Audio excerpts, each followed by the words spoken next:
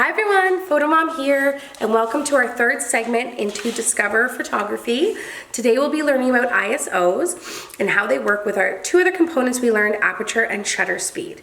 ISOs are a little bit harder concept for people to understand, but if you've worked with film cameras, then you have a better grasp of them.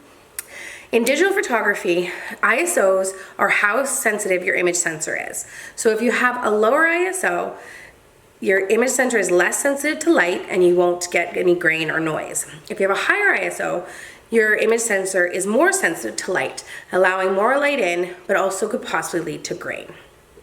Although they have gotten better at making cameras that are easier to use on higher ISOs, sometimes it still gets unusable images. So you really have to understand the concept so that you can get the perfect image, and when you look at them after, you're not disappointed. There are 3 questions that you want to ask yourself when choosing the appropriate ISO. Number 1, is your subject well lit? Number 2 is, do you want grain or do you want noise in your image? Number 3, do you have a tripod? And number 4, is your image moving? So if you have a lot of light, you can go with a lower ISO, because that way you can still get the shutter speed and aperture that you want. If you're in a dark situation like a concert and people are moving, you want a higher ISO, and sometimes grain can look pretty cool. So you want to experiment with that.